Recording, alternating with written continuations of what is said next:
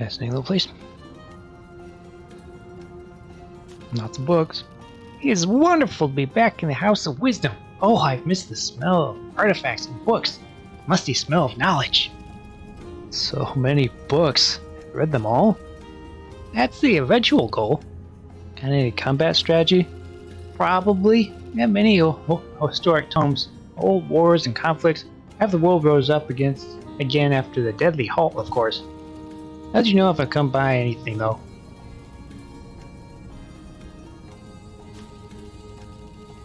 Glad to see you were able to make it back in one piece, Nart. Sorry. Oh, thank you. It's great. Thanks.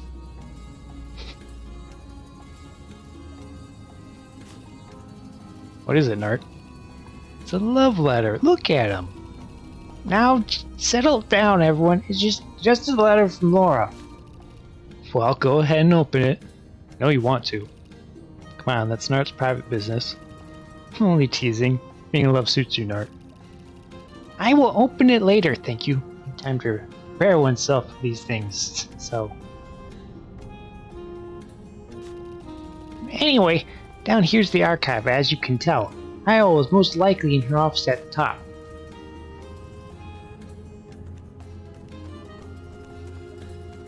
More plants. Despite having traveled further across Umbra than any Altai expedition ever has, they've been traced along the way with their iconic statues. Those know about the generosity of these moonruns. Ironic, seeing as how we, the Owltide, had the wise generosity of Gershwin Gliocus as our high all for a short period in the late 1700s.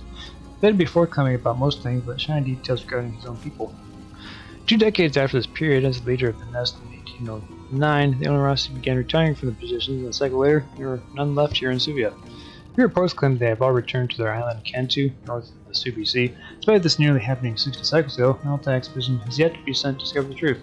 Assuming accounts have been sparse on the details of what the 2 houses know about the Onorossi retirement, but there must be some correspondence between the Owltide, the Wave, and Cantu. If not, which I suspect expeditions would be sent right away to gain knowledge of the reasons behind the absence of the Onorossi. Excerpt from the article on Onorossi Frogfolk by Lucia Thornclaw. Meander dips into the eastern eventide in the sea of black salt lies Anu. City of Ruins, also named the Nest, due to its many cliff-hawks in the area, nesting in every rock and rooftop. Records of when Anu was settled, when it obtained its name, and when it became a thriving city in the darkness, sporadic scrolls speak plentifully of, yet with an unreliable tongue. But we have gathered, the settlement grew into a bustling port city sometime during the 1500s, and the wall erected against the crashing waves was said to be done around 1590. The most peculiar aspect of Anu is that of its architecture. Buildings have been constructed atop ruins from before the Deadly Halt, ruins rumored to stem from the lost civilization. Architectonic trend of the late 1600s in Anu saw the new buildings built merge better with the ruins, seemingly to spring from them like branches on a tree. Yet the multitude of cultures that have, since Anu's inception, come to live and thrive among its rocks have created a weave of different architecture, symbolism, and art in the city. 3 prominent landmarks are Ribcades, the long-dead sea monster once washed on its shore that are now integrated into the buildings of that part of the city, and Bell Tower, where the imperial family resides, now built by Empress Asinoa. Wave Crusher, or simply the Wall, as the Nuns call it, tall obstruction built into the sea to keep their harbor safe from the outside of a black salt sea. And is placed mystery with the old and new me. Where the old contains its many secrets, new contributes its own. Prominent spiritualists have long sought the strange city, and their religious movements have spawned in Anu. The most established one being idolism by the idolist monks, who regard the lost civilization as gods, where its followers must seek acceptance from the old rules. Excerpt from Anu, City of Ruins, penned by Philip Sand, 1844. Lots of reading. During the early 1300s, Ats and kinfolk, having been a nomadic tribe during the glacier coast as their habitat, settled further inland. News for the settlement was discovered by a lake that emerged through the ice. It's been a lake buried under ice since the early post-Deadly Halt stages. The lake teemed with strange life and became a great food source for the Ats and kinfolk. For a generation, the ice receded further and revealed how grand the lake truly was, and how it was connected to subglacial rivers coming down from the crystal ice ridge. Most peculiar, however, was the emergence of ancient pipework and chimneys from beneath the ice.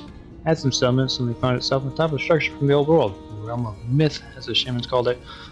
World where spirits walked, where men had grass under their feet, where the darkness danced with light in an ever-spinning cycle. Shaman demanded their settlement move, so, as not to disturb the ancient ruins, some kinsfolk took their tents and teepees around the lake, settled far from the place. But the young men of the tribe disregarded the shaman's words to stay away, and in secret they went back on the guise of a long hunt to find out more about the ruins. Several fictitious hunts later, the young men, counting about 30, struck through the ice and found an entrance to the old structure. Most of the passageways and halls were filled with melting ice, but they managed to get deep into the structure. Down there they found heat coming from wells that went deep down where rivers of lava ran. They found old forges and old equipment and weapons of extraordinary quality and strength. The whole structure seemed to have been an outpost for metalworkers and blacksmiths. But when a few of the weapons were discovered by elders of the settlement, they were brought back to structures, and elders appointed 2 guards to protect the structure at all times. No one was allowed in. In 1411, a war band called the Anvirum came down from Blacklands and attacked the Atsum tribe. Riding a beast unseen by Atsum and born to blood, the Anvirum massacred the tribe. A few managed to flee, but most were slaughtered where they stood. Guards by the structure, oblivious to the settlement being attacked, only became suspicious when they saw smoke on the horizon. Then it was too late, as a group of Anvirum raiders discovered the ancient structure. 2 guards fled inside the old architecture, but at the lowest level there was nowhere to run. 2 guards, Morak and Mutik, made their last stand, equipped the ornate blades of old. 13 Anvirum warriors descended upon them, but Morak and Mutik, thanks to their superior weapons, only sank to their knees after killing 10 of their enemies. Alas, the Anvirum war clan had now found weaponry that would make them even more fierce. War clan stayed in the old structure for 2 cycles, scouring the place, excavating more of the halls and chambers. Once the Anvirum war clan were ready to continue their scourge of the Blue Glacier, they were equipped with advanced steel and lighter but stronger armor. Deer in metal, as they call it, were far more terrifying than ever before. Excerpt from Tales from the Glacier Coast. Boat's end. It goes somewhere in that direction. Some of these are empty. Baldur artifacts ushered in the modern age of Umbra, at least in most parts of the world. They were discovered in 1799 by a diver in the Bering Sea. The diver was part of a crew of treasure hunters on world shipwrecks. The wreck they found, called Baldur, contained little of interest, but next to it were a few ornate machines, some as large as a shed. Treasure hunters didn't have the equipment to bring their artifacts aboard, but took a small piece with them and tried to luck back in Suvia to get investors for another journey, with the ship equipment full of the artifacts from the sea floor. But crew were notorious scoundrels, and no one wanted to assist in any way on what they thought was a goose chase. That was, until 3 cycles later, the piece from the machinery was shown to one of the ship mechanists at the Great Wave. He was friends with Great Wave captain and offered to show the piece to him to see if he could offer them his ship and crew in return for profit. But as soon as the treasure hunters let go of the artifact piece, never saw it again. Great Wave captain Ishlak Bar informed the Great Wave Council, and with their blessing went out into the Burning Sea to retrieve the artifacts after ending one of the treasure hunters and torturing the location out of them. What rose out of the Burning Sea via ropes and pulleys was something Captain Ishlak and his officers had never seen. 3 intricate machines, all seemingly belonging to a larger piece of machinery, ornate and detailed, really of a high civilization from the old world. Captain the artifacts docked in Suvia in early 1802. For some time the Great Wave technicians and mechanics studied the works on the machines, but gained no real knowledge from it. Until the Great Wave Council decided to involve the Owltide scholars. With the knowledge gained from Albert and Salsa's journey to Mephos, the Numia Risendale's journals from her travels with Alwyn Gasso, Owltide scholars, together with the technicians of the Great Wave, managed to unlock the mechanism artifact and learned how its Emery core worked as an engine. Due to its simplicity, they were able to duplicate the mechanics and use other found Emery cores as engines.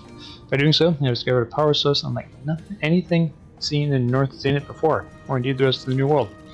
Victor Lavender and the Great Wave Council quickly utilized the power source in their ships and large military equipment. Soon, Great Wave had introduced ships faster than anything seen, and now all the Great Wave adventurers were given fuel for their ideas. Flying machines were built, submersible boats, cranes that could lift more than 100 oxen, huge cannons with rapid-fire mechanism. Imagination seemed to be the only limit when using the Emery cores of power machinery. Luckily, the blade that cut Victor Lavender down in 1820 was the end of his tyrannical vision of the Great Wave and Suvia. Since the discovery of the Baldur artifacts, Umbra had entered a new age of Emery power. Suvia, to this moon run, keep the original blueprints knowledge under lock and key, but continue to sell Emery engines to transport companies, shipbuilders, and fractions in other towns. Thanks to Baldur artifacts, the Wave increased the military power from one of the leading houses in Suvia, and at the same time it allowed the rest of Umbra to join them in the future. Excerpt from Relics and the Modern World by Hermes Wand, turn 33. Hi again, Turla. Hi, Nerd. How was your trip? It was rich in the mind and heart. Rathbroom Wands, the Clockmaster from Norway, second chapter. Right, I can never best you. But you'll have to try. I'd try, but the odds are stacked as a wall of diamonds, though. Diamonds tough, sorry. Divinely beautiful as fairest maiden, and my heart so rough. It's not in a book. That's you. I hope it will be in a book soon. Then I insist on reading it first. Can we put the poet back inside the Hog Bunny now, Nark? Yes, sorry.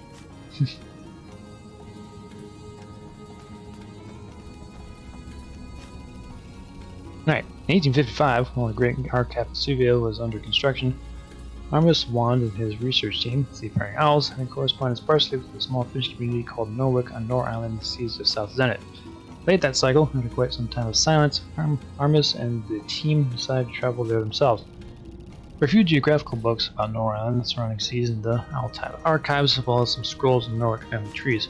But Armus was keen to learn all there was to learn about the island and Norwick, having heard rumors of a bewitching forest and a killer rock from the olden days.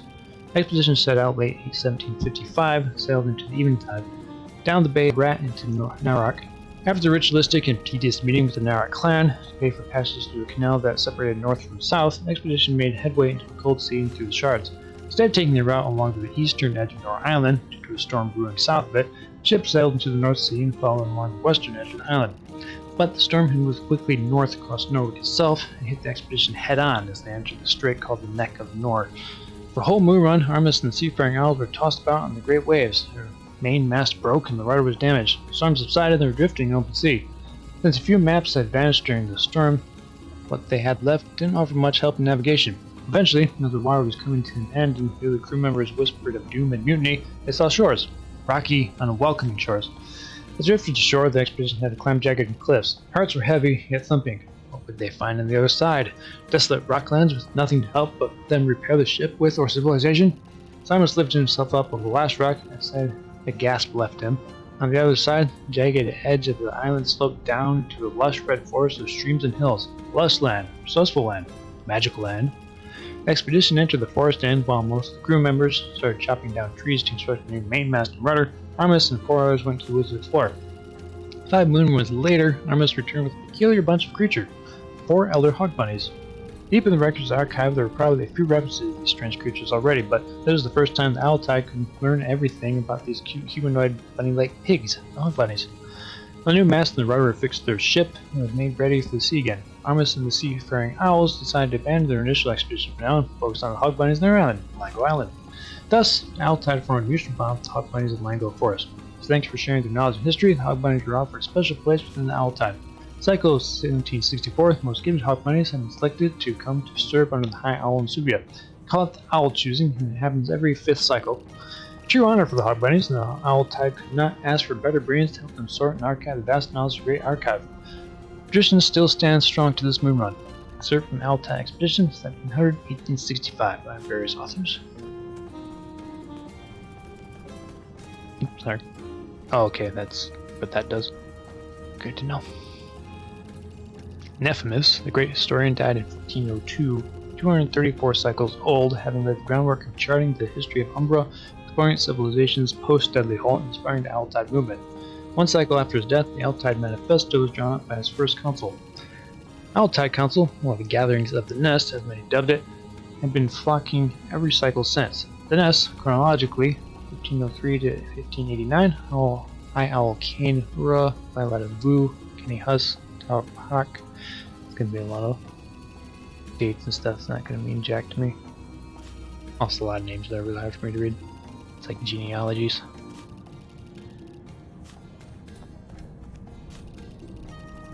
Of the 4 founding fathers, only the Lavender family are still present in the Great Wave elite. However, their presence throughout the cycles of the House of the Great Wave did not come without sacrifice. Victor Lavender, who led the Great Wave when they discovered the use of the Baldur artifacts, became drunk with power at the fact of what could be done with the armada they had raised. The team proposed attack plans against Cantu Island and the great tree city Hrut and Dar. Even a bombardment of Narok had been drawn up in secret. His oratory skills had not only united other factions groups in Suvia, but also his closest advisors and colonels into leading Suvia, spearheaded by the Great Wave, should dominate all ports, cities, and isles on the northern hemisphere. What stopped his plans from materializing was a cold blade through his ribs in 1820. put there by his brother, Marius Lavender. Marius Lavender died in 1844 in a flying machine he and Victor built together. He left behind 2 sons and 2 daughters. Eldest, Brand Lavender, is now the General of the Wave, leader of the House of the Great Wave, most potent military force of the 3 seas. There you go. Band of fishermen, having braved the rough ocean near the Eventide zone, rode a gargantuan wave across the treacherous Dragon Bend. 2 ships battered and damaged. 15 men barely made it to Warm Welcome. At that time, the first barge had just been moored in the mysterious tower, and 5 of them died of infected wounds and illness shortly after. What happened to the 10 remaining men? No Mr. Book can tell you. But 4 of them, Hans the Hook Hildrum, which got that statue of him up there, Oscar Upstream, Neil Longreck, and Brom Lavender founded the first fishery in Warm Welcome around 1670, building to pack and transport fish to the markets inland. Called the fishery the Great Wave. A few cycles later, they weren't the only fishery in Warm Welcome, but by far the most popular among the Dura fishermen and importers. As activity grew around Warm Welcome and competition started to get fierce, the 4 old men initiated the Lodge of the Great Wave to keep interested parties locked to their business. Excerpt from The Rise of the Wave. There you go. Only 900 volumes to go before my exam. It's not death that a man should fear, but books unread. Sorry, I'm complaining. I best get to it.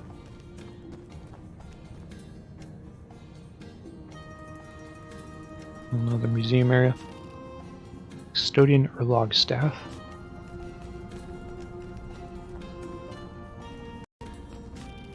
Rune scales from the Fosrum tribe.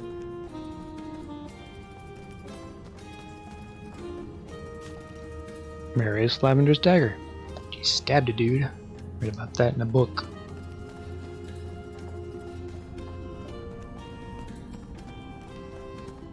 Doesn't look like a door or something. Good.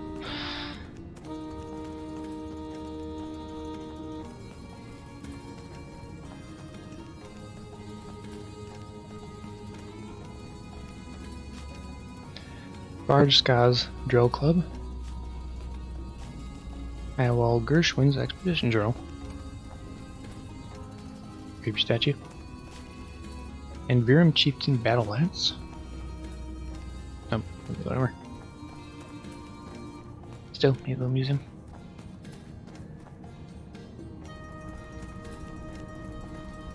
I'm gonna go upstairs to look at those books yet. Okay, there isn't a door over here.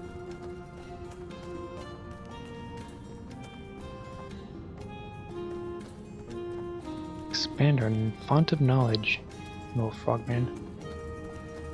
Oh, I can't read these ones. Sweet. There's a lot more places to put seeds.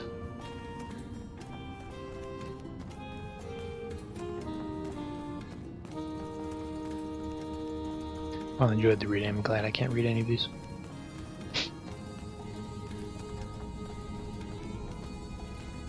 Alright, guess we'll head forward then. I'm presuming these go to the same place, but heck knows.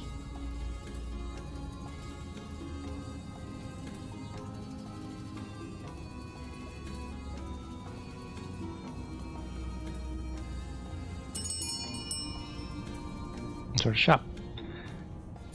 Yep. That one I have already, but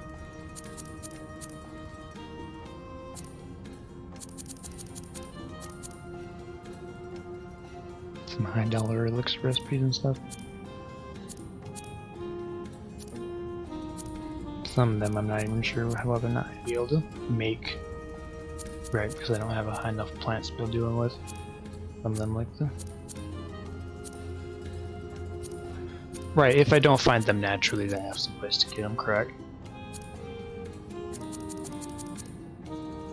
Figure it costs 3,000 to buy a healing elixir plus recipe, but then I can just buy healing elixir pluses for 800. I mean, that only gives you less than 5, maybe 4, or it starts paying for itself, but still.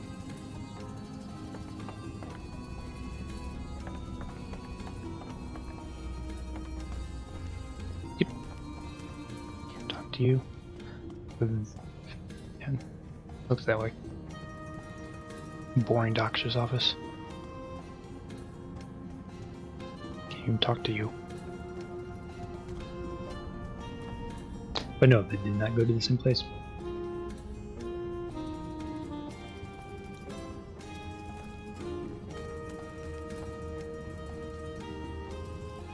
But there's another shop if I have need for the buying.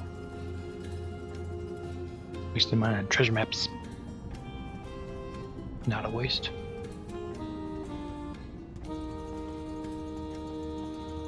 There's Lady Lumia. Here's us back on track here. Hi all, Lumia Rysendale. I have acquired the parts to the ancient machine. My quest is complete at last. Olia, Seeking Owl. Your quest has been a vexing one, I know, but I am sorry to say it is not yet over. What do you mean? The machine core is gone. What? I entrusted it to the archive. 10 cycles! Now it's gone? Believe me, the Owl Tide is frustrated as you are. The core was stolen not long before you arrived. Please, you must find it and finish your quest. This machine may have much to teach us about the Deadly Halt once it's assembled. We'll help you, Olia. Very unique companions you travel with. I'm Free Lavender. Never had the pleasure. Sorry about your father. Know that the owls stand with you and we hope for the best. Thank you, High Owl. And Nart, what adventure you have tumbled into, my friend? Yes, Lady Lumia, it's been most dangerous and quite thrilling, actually. Oh, you must meet Amon. Scavenger, but no ordinary scavenger. What brings you to Suvia? Hi, yeah, I have this disc here Nart told me you'd buy. I also said you could cure my uncle, but he's been in prison the Great Wave. I have to get him out. I'm sick. You have my word, Amon. We'll get Benjo out. And so you shall. Show the High Owl the disc, Amon. We think maybe it's because of the disc that my uncle has taken. Oh, it's old. Very old. Likely before the Deadly Halt. Ready don't know what it is, but we can pay you handsomely for it. Why don't you take a look at it, Nart? Study it, see what you find. That would be an honor, Lady Lumia! Olia, my wings are with you. Retrieve the machine core and you shall finally climb the high winds for your quest to be complete. Go and investigate the archive where the part once stood. Must be a clue there.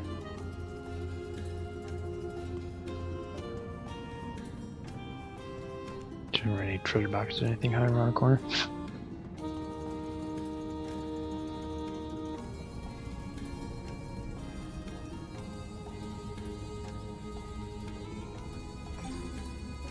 So, oh, he has a new nuts log. I haven't had one of those in a while.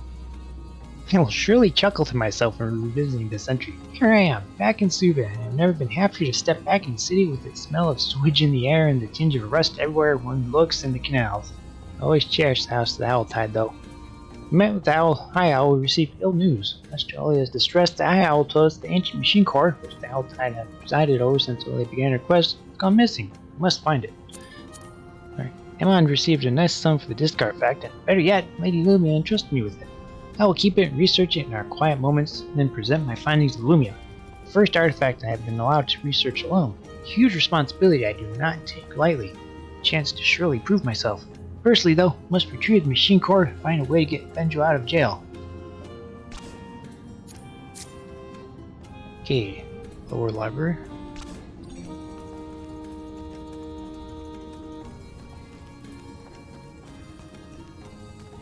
I don't know if it was down here somewhere or if it was in this room somewhere. It seems most likely to me as well. This blank one that I noticed when we were walking by. Here's where the part was displayed. I don't see anything out of the ordinary, other than it's not there. What are we even looking for? Anything. Yes, Tiger? You whiff of something?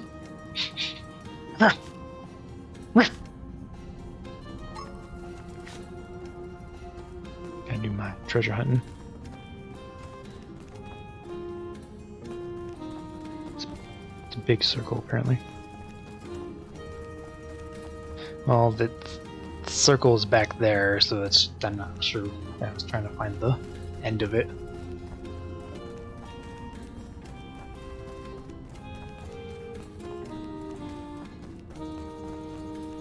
Goes up on the wall there. It's fun.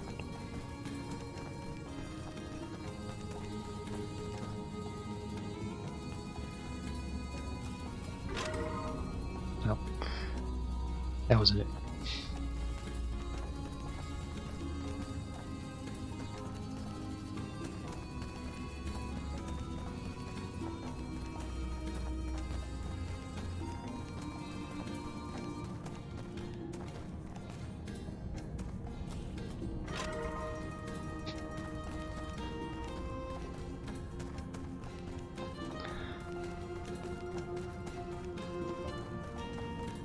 Not proving as efficacious as I presumed it would.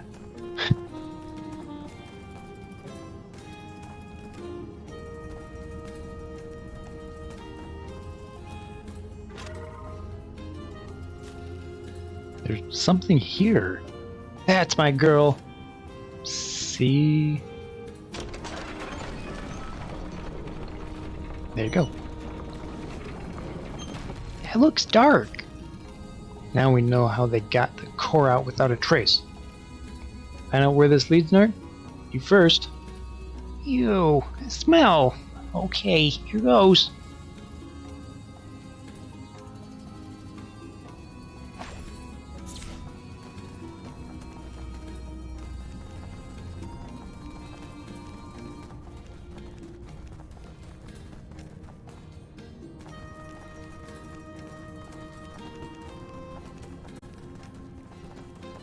There, presume those went somewhere.